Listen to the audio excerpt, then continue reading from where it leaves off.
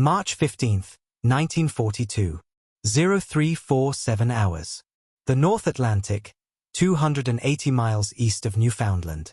Petty Officer 2nd Class James Decker stands rigid at Depth Charge Station 3 aboard USS Lansing, his calloused hands gripping frozen steel. Above him on the bridge, 41 merchant vessels push eastward through 30-foot swells, their hulls weighted with America's promise to Britain: food, fuel, ammunition, steel. Below the surface, invisible in 600 feet of black water, at least 4 German U-boats circle like wolves stalking a herd.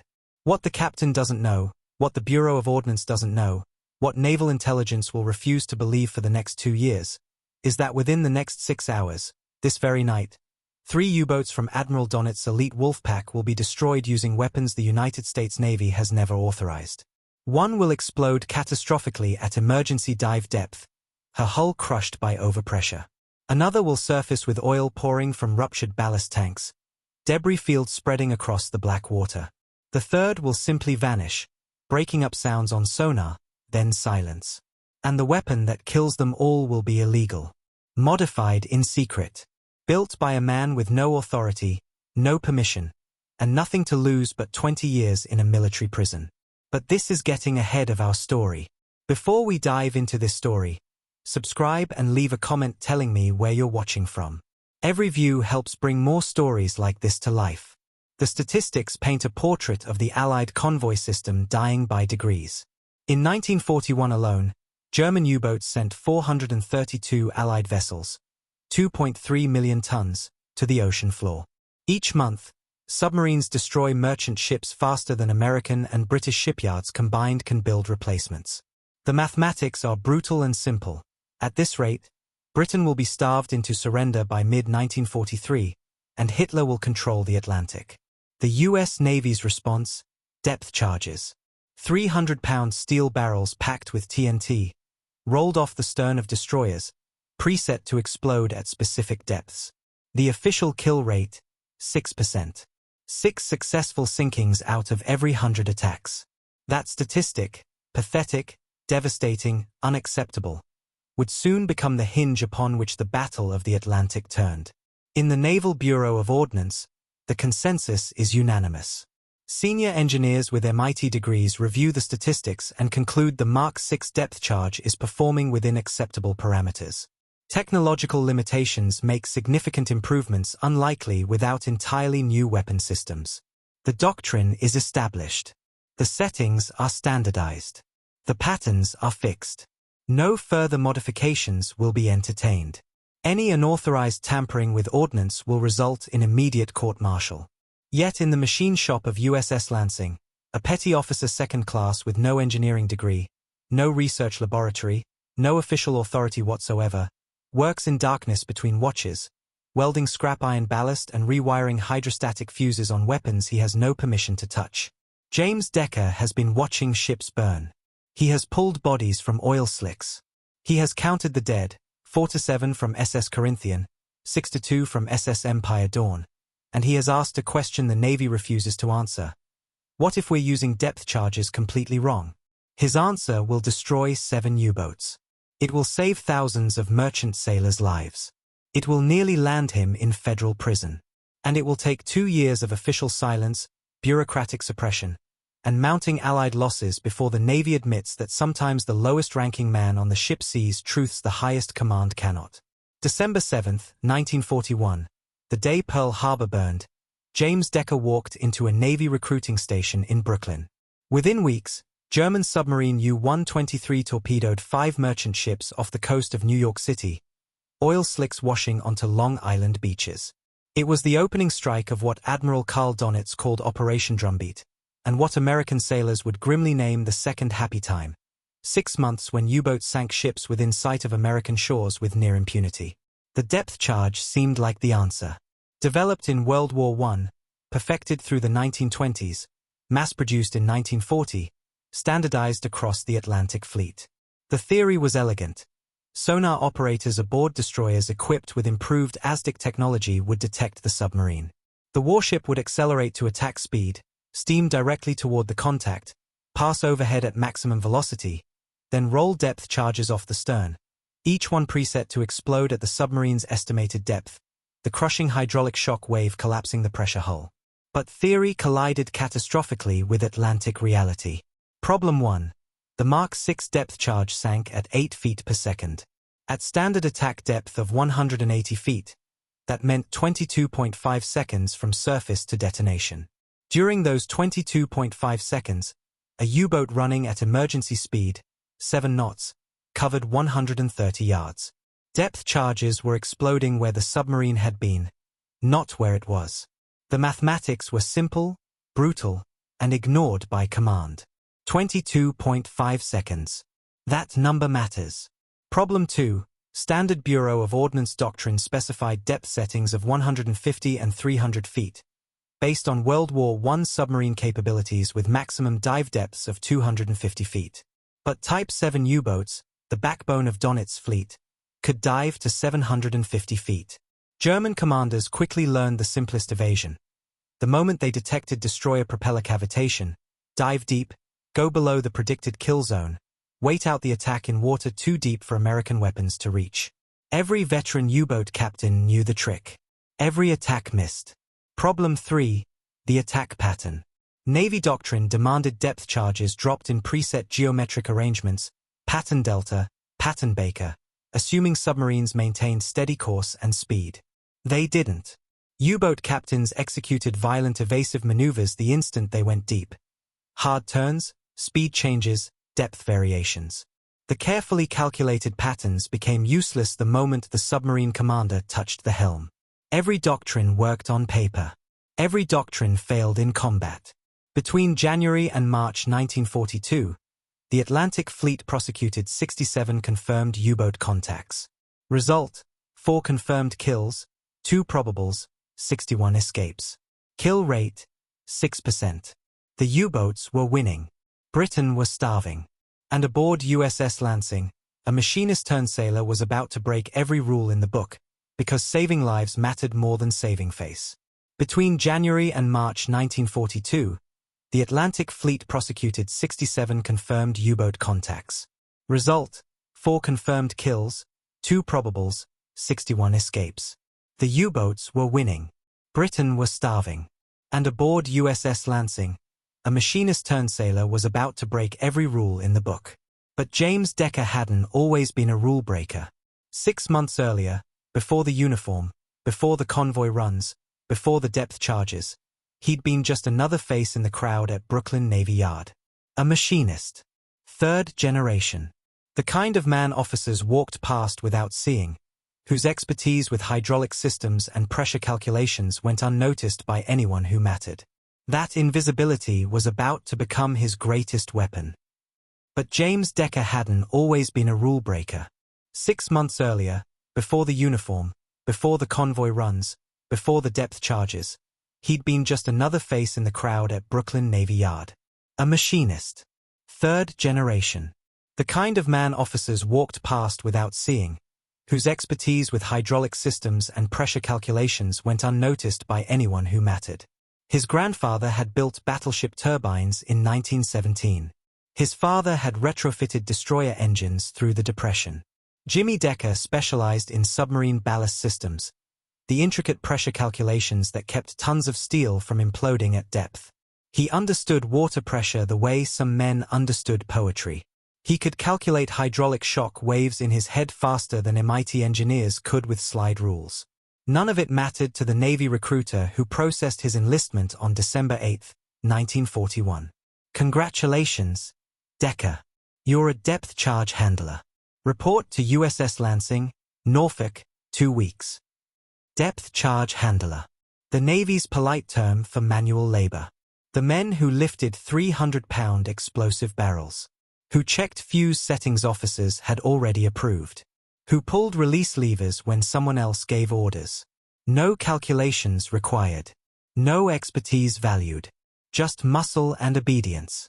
The one bright spot was gunner's mate 2nd Class Thomas Chen, another Brooklyn transplant, assigned to the same ship, same watch rotation. Chen's family ran a restaurant on Mart Street. Before the war, he'd been studying mechanical engineering at City College. Now he loaded ammunition and pretended his degree didn't exist. They became friends the way sailors do, through shared cynicism, borrowed cigarettes, and the knowledge that they were both overqualified for jobs that would probably get them killed.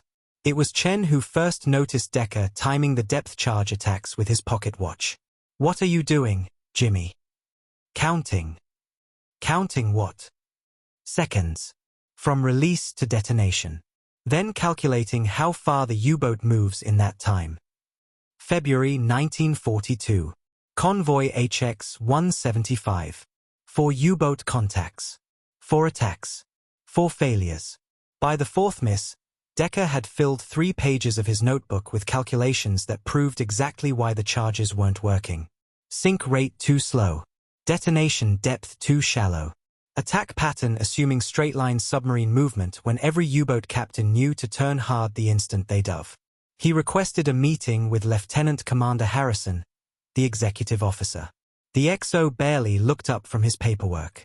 "Sailor, these weapons were designed by the Bureau of Ordnance. Mid-trained engineers with decades of experience. You think a machinist knows better?" "Sir, I'm not smarter than them. I'm just watching what actually happens when." Dismissed. That night, standing on the fantail with Chen, Decker stared at the dark water where 3 merchant ships had burned. 247 men dead. 0 U-boats sunk. The math doesn't lie, Tommy. The charges are hitting empty water. Every single time. Chen lit 2 cigarettes, handed one over. "So what are you going to do about it?" Decker looked down at the depth charge racks. At the weapons that weren't weapons. At the solution the Navy refused to see. "Fix it myself." The machine shop was officially off-limits after 2,200 hours. But Chief Machinist's mate Robert Sullivan had stopped following that particular regulation the night his younger brother drowned on SS Robin Moore, the first American merchant vessel torpedoed by U-boats, May 1941, 6 months before Pearl Harbor. When Decker appeared in the doorway at 0015 hours, carrying a depth charge fuse assembly wrapped in canvas, Sullivan didn't ask questions. He just looked at the younger man for a long moment, then nodded toward the workbench. 2 hours. Don't leave evidence. I was never here. The modification was elegant in its brutality. The Mark VI hollow base cavity, designed to reduce weight for easier handling, became its fatal flaw. Decker welded 40 pounds of scrap iron ballast into that cavity, salvaged from damaged pumps and broken valve housings. The additional weight increased sink rate from 8 feet per second to nearly 14. Time to reach 180 feet dropped from 22.5 seconds to 12.8 seconds. Nearly 10 seconds faster, 10 seconds less time for U-boats to maneuver clear. The hydrostatic fuse was more delicate work. The pressure-activated mechanism came preset for 150 or 300 feet, doctrine written for World War I submarines that couldn't dive deeper. But Type 7 U-boats routinely operated at 400 to 600 feet during evasive action. Decker disassembled the fuse housing, carefully adjusted the internal pressure diaphragm, recalibrated the trigger depth to 230 feet, catching U-boats at their emergency dive depth before they could stabilize and turn. Each night, working by the red glow of battle lights, he modified one charge. Each night, the legal consequences grew heavier. Unauthorized modification of ordnance, mandatory court-martial. If one charge malfunctioned, detonated prematurely, failed entirely, exploded at wrong depth, he'd face negligent homicide. 20 years at Leavenworth. Dishonorable discharge. His family shamed. But every time his hands shook, he remembered the screaming. 47 men from Corinthian. 62 from Empire Dawn. Burning oil. Bodies in life jackets, already dead from shock. 3 weeks in. 7 charges modified.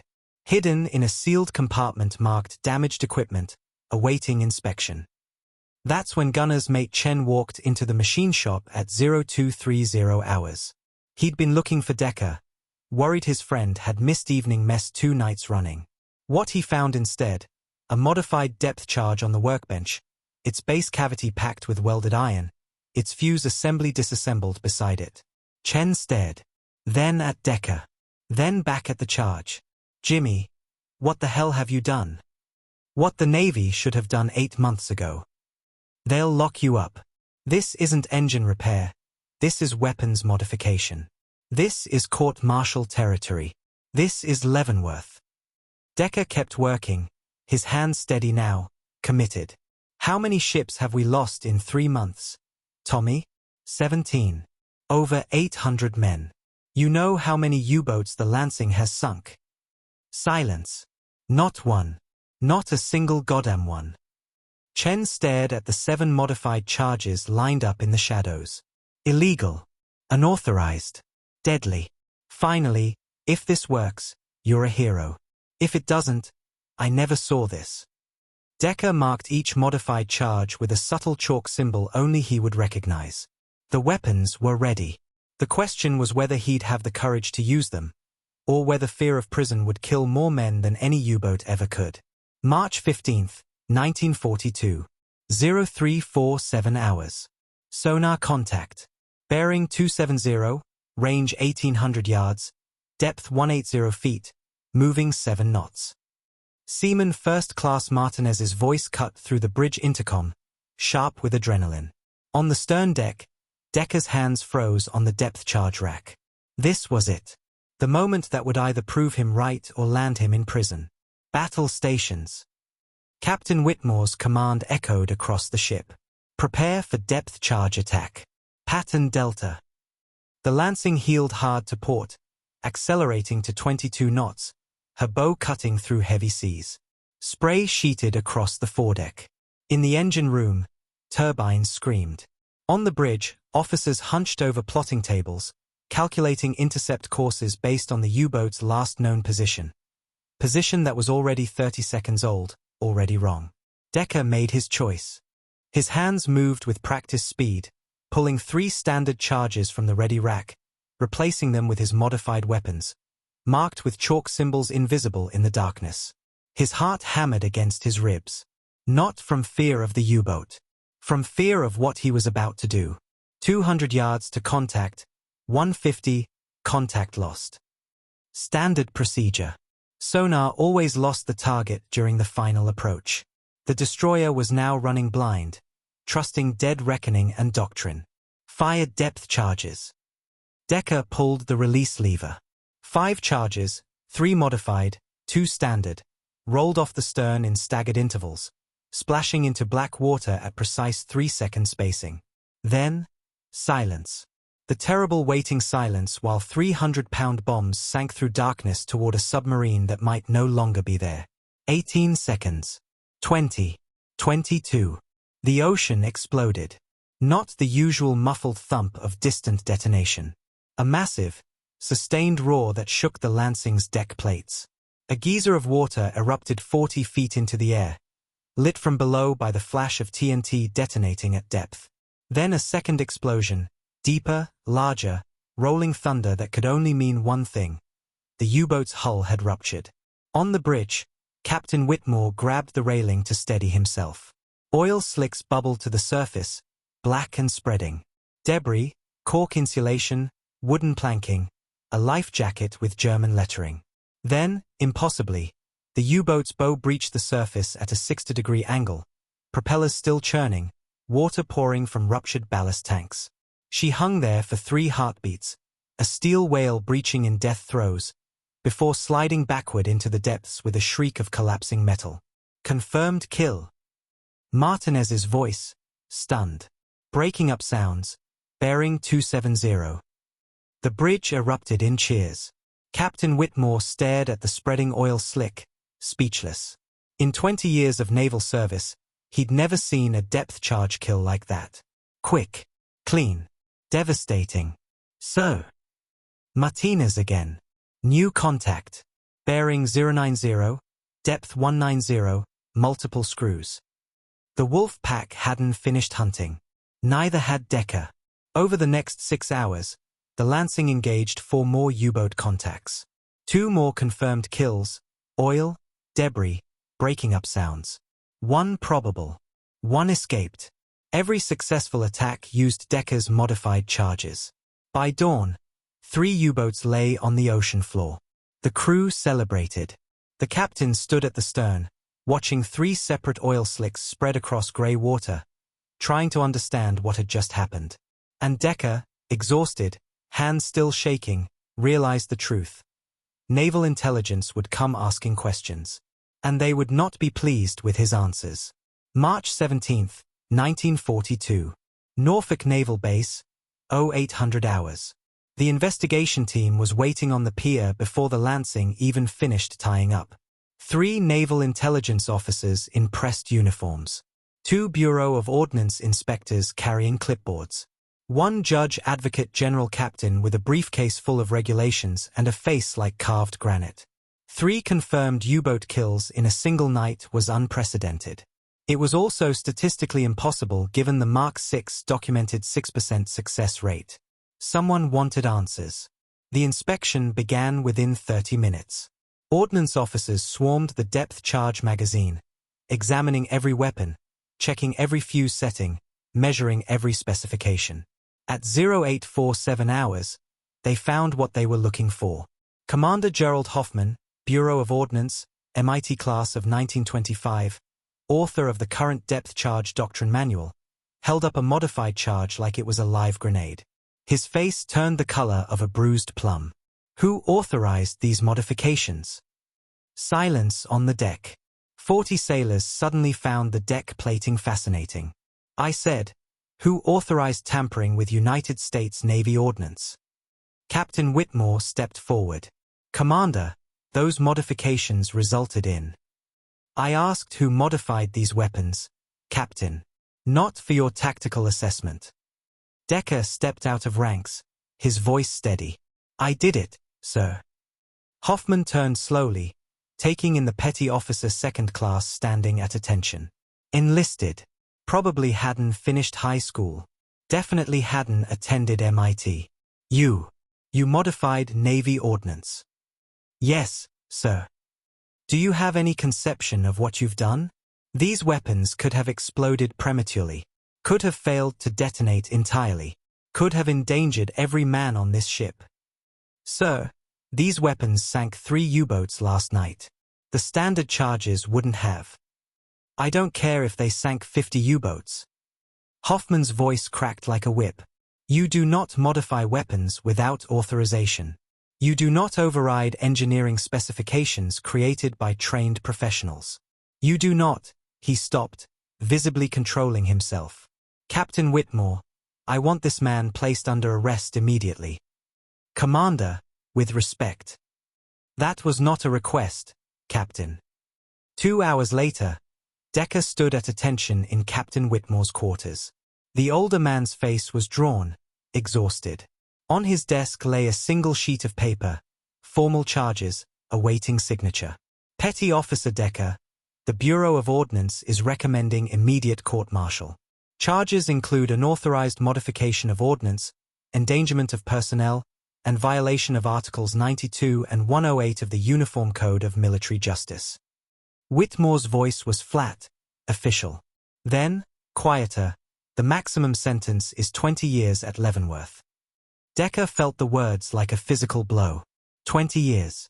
He'd be 48 when he got out. His life, over. So, However, Whitmore held up a hand. I have submitted a report stating your modifications directly resulted in 3 confirmed enemy kills and likely saved this ship from torpedo attack. I've recommended commendation, not court-martial. Thank you, sir. Don't thank me yet. The final decision comes from Washington. In the meantime, Whitmore's voice hardened. You are ordered to remove all modified charges from this vessel immediately. You are forbidden from discussing these modifications with anyone, crew, family, press. If word spreads that an enlisted man embarrassed the Bureau of Ordnance, proved their doctrine wrong, showed up their MIT engineers. He paused. They will bury you, Decker. Do you understand? Yes, sir. All modified charges off this ship by 1600 hours. That's an order. Decker saluted, turned to leave. Petty Officer. Whitmore's voice stopped him at the door. For what it's worth, those charges worked. Men are alive because of you. But both men knew the truth. the Navy would have to choose between saving lives and saving face. And bureaucracy always protected itself first. Captain Whitmore made his decision at 1,545 hours, 15 minutes before the deadline, to remove all modified charges from his ship. Officially, all non-standard ordnance was loaded onto a truck and transported back to Norfolk for disposal. The paperwork was signed. The inspectors were satisfied. The Bureau of Ordnance declared the matter closed. Unofficially, those 7 charges were stored in a sealed compartment in the forward magazine, marked Emergency Reserve, Captain's Discretion only. The official report read, Non-standard ordnance removed from inventory. Standard Mark 6 charges reissued per Bureau specifications. The truth was written in blood and oil across the North Atlantic. April 1942. Convoy HX-185. Sonar contact at dawn. U-574 attempting to position for torpedo run. Decker's modified charges reached depth in 13 seconds. The U-boat never had time to turn. Official report, enemy submarine destroyed through standard depth charge attack. June 1942. Convoy ON-102. Wolf pack of 3 U-boats. U-652 sunk. Captain's log attributed success to improved attack pattern coordination. No mention of the charges that sank 9 seconds faster than doctrine predicted. August 1942. Convoy SC-97. U-705 forced to surface with catastrophic flooding, scuttled by her own crew rather than let the Allies capture her intact. Official report, effective tactical deployment resulted in enemy surrender. October 1942. U-442. No survivors. Breaking up sounds at 240 feet, exactly where Decker's modified fuses were calibrated to detonate. Official report, enhanced sonar tracking led to confirmed kill. For more U-boats. 7 total. Not one official acknowledgement of the modifications that made it possible. But sailors talk. Not through official channels. Those were controlled, monitored, censored. Through poker games in crew quarters. Through letters home that mentioned nothing specific but everything essential. Through chance meetings in Norfolk bars when different ships rotated through port. You hear the Lansing has 7 confirmed kills now. 7? How the hell? I heard they modified their depth charges. Made them sink faster. That's not authorized. Yeah, well, neither is losing. By December 1942, the USS Edison had a machinist welding ballast to charges without authorization. The USS Benson had crew adjusting fuse mechanisms beyond standard specs. No coordination. No official program. Just sailors trying to survive, learning from whispers and rumors. The Bureau of Ordnance pretended not to notice. A classified internal memo, December 1942, field reports indicate enhanced effectiveness of depth charge attacks in Atlantic theater. Success rates improved from 6% to 14% fleet-wide. Contributing factors remain unclear, though unverified reports suggest non-standard modifications may be in use. Recommendation: no action pending further investigation. Translation: don't ask questions we don't want answered. Through it all, James Decker remained a petty officer second class. No promotion. No commendation beyond the generic certificate gathering dust in his footlocker. No acknowledgement that his calculations, his midnight welding, his willingness to risk everything, had changed the mathematics of the Atlantic War. He carried the weight silently. The fear of court-martial never fully faded. The knowledge that he'd broken laws that could still destroy him. But also the certainty that men were alive, merchant sailors, naval crews, civilians, because he'd refused to accept that the experts knew best. By spring 1943, the Atlantic was about to reach its breaking point. And history would turn on innovations the Navy refused to name. May 1943. The month would be remembered by the German Navy as Schwarzer Mai, Black May. In 31 days, Allied forces sank 43 U-boats, nearly 20% of Germany's operational submarine fleet. It was the single greatest monthly loss in the entire Battle of the Atlantic, a catastrophe so complete that on May 24, Admiral Karl Donitz ordered all wolf packs withdrawn from the North Atlantic convoy routes. For the first time since 1939, Germany was losing the underwater war. Multiple factors converged: improved radar, long-range B-24 Liberator patrol aircraft, escort carriers, ultra-code-breaking intelligence. And, quietly, unofficially, never acknowledged, modified depth charges now in use across dozens of ships in the Atlantic Fleet. The statistical proof was undeniable. Ships using non-standard depth charge deployments achieved kill rates of 18 to 22%. Ships using standard Bureau of Ordnance specifications, 6 to 8%. The numbers didn't lie. The modifications worked. June 3, 1943. The Bureau of Ordnance issued Technical Bulletin 43-07, classification restricted, distribution limited to commanding officers of Atlantic Fleet destroyers and destroyer escorts. The document introduced Mark VI Modification 1, Deep Fast variant, officially described as an improved design incorporating ballast enhancement for increased sink rate and recalibrated hydrostatic fusing for extended depth range. The specifications matched Decker's midnight welding exactly. 40 pounds of iron ballast. 14 feet per second sink rate. Fuse calibration to 230 feet. No credit given. No acknowledgement of origin. No mention of a Brooklyn machinist who'd risked court-martial to prove the experts wrong. Just, effective immediately, all Atlantic Fleet ASW vessels shall be equipped with Mark VI Mod 1 depth charges per attached specifications. June 18, 1943. USS Lansing returned to Norfolk after 16 months of continuous convoy duty. Captain Whitmore assembled the crew on the fantail for a ceremony none of them expected. A rear admiral whose name Decker didn't recognize read from a prepared statement, for exceptional performance in anti-submarine warfare operations, demonstrating superior tactical execution and resulting in 7 confirmed enemy kills. The crew of USS Lansing is hereby commended for devotion to duty and professional excellence. Generic. Bureaucratic. Meaningless. The crew received certificates suitable for framing. The captain received a handshake. The ship received 2 weeks in port for maintenance. No mention of modifications. No mention of innovation. No mention of the sailor who changed the war by refusing to accept failure. That evening, Decker stood on the pier, watching the Lansing tie up alongside ships that now carried his modifications as standard equipment. Watching sailors load Mark VI Mod 1 charges, his design, bearing someone else's designation, onto destroyers preparing for their next convoy run. Chen found him there, smoking a cigarette in the fading light. "You okay, Jimmy?" Decker watched another depth charge, his ballast design, his fuse calibration, being hoisted aboard USS Benson. 7 U-boats, Tommy. How many merchant ships did that save? How many convoys made it through because U-boats couldn't escape anymore? Thousands of men alive because of you. But the Navy will never say that, will they? Chen had no answer.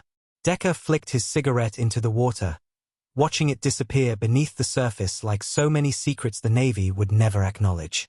"I changed history. I know I did. The math proves it. The kill rates prove it. Black May proves it. But officially, I never existed." Some bureau engineer in Newport gets credit for innovative design improvements. Some MIT professor will write papers about the Mark VI Mod 1's superior performance. And 50 years from now, if anyone remembers this at all, they'll remember the weapon's designation, not the man who created it. History had turned. The Atlantic War was won.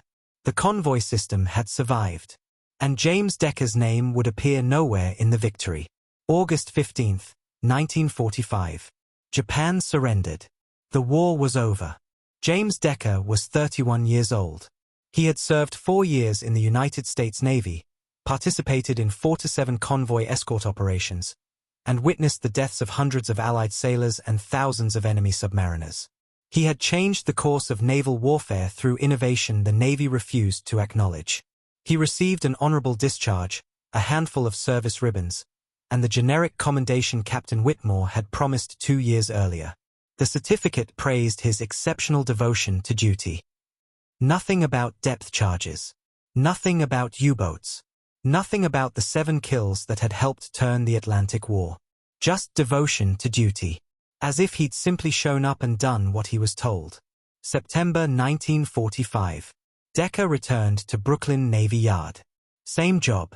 Same workbench. Same invisibility. He fitted hydraulic systems on peacetime vessels, calibrated pressure gauges, trained younger machinists who didn't know the war had been won in machine shops as much as on bridge decks. His wife Sarah knew he'd served on a destroyer in the Atlantic. His children knew Daddy had helped sink some German submarines. But the full story, the calculations, the midnight welding, the threat of Leavenworth, the 7 kills that changed history, remained locked in a footlocker alongside his service ribbons.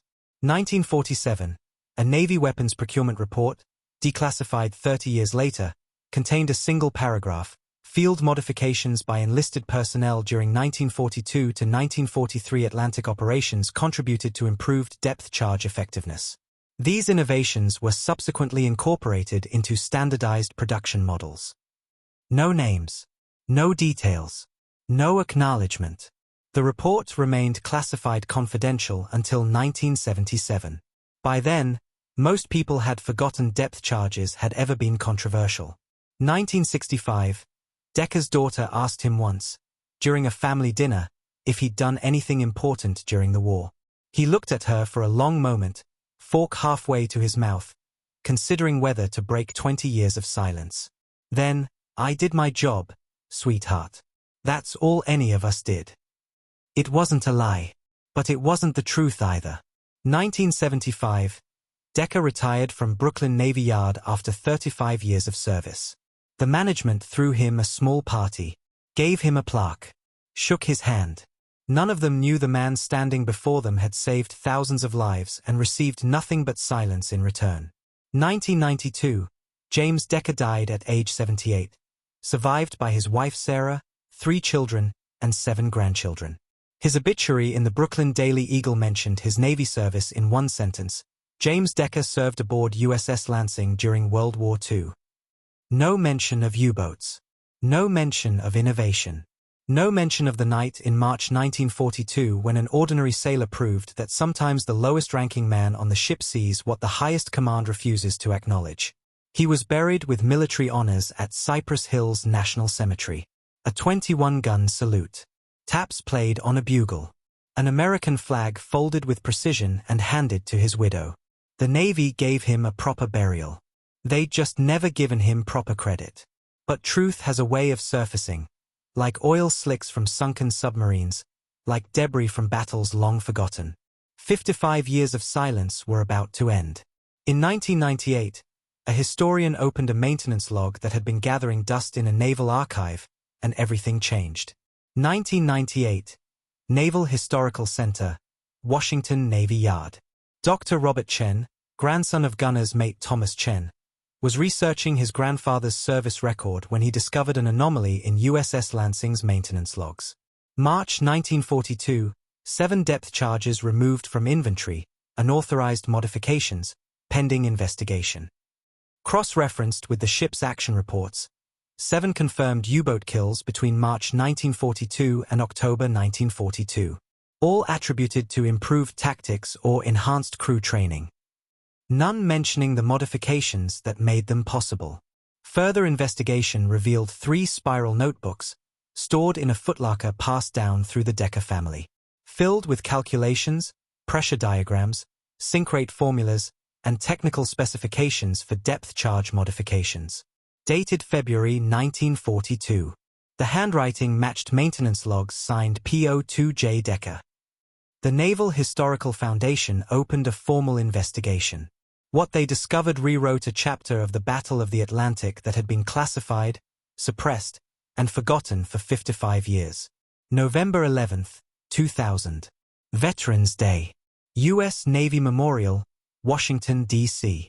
Michael Decker, James Decker's grandson, age 24, stood in dress uniform as a Navy captain read a posthumous citation before an audience of historians, veterans, and naval officers. 4 innovative contributions to anti-submarine warfare that directly contributed to Allied victory in the Battle of the Atlantic, demonstrating extraordinary courage, technical expertise, and devotion to duty in the face of institutional resistance, the Naval Historical Foundation hereby recognizes Petty Officer Second Class James Decker, United States Navy, 1941 to 1945. Michael accepted the citation with hands that trembled the same way his grandfather's had on that March night in 1942. He thought about a man he'd barely known, a quiet machinist who'd worked at Brooklyn Navy Yard, who'd rarely talked about the war, who'd died believing his contribution had been erased from history. The citation continued, PO2 Decker's unauthorized modifications to Mark 6 depth charges, developed independently through mathematical analysis and executed at great personal risk, resulted in a documented increase in U-boat kill effectiveness from 6% to over 18% fleet-wide. His innovations were subsequently adopted as standard across the Atlantic Fleet, credited with an estimated 87 confirmed U-boat kills by war's end. Through his actions, Petty Officer Decker exemplified the principle that true innovation often comes not from institutional hierarchy, but from those closest to the problem, and brave enough to challenge conventional wisdom. The Navy had finally admitted what James Decker had known all along. Sometimes the men at the bottom of the chain of command see problems the brass are too proud to acknowledge. Sometimes saving lives means breaking rules. Sometimes courage looks like disobedience. And sometimes, the heroes who change history die without anyone knowing their names, until truth, like wreckage from the deep, finally surfaces. Today, the North Atlantic. The waves roll endlessly, indifferent to the battles fought beneath their surface decades ago.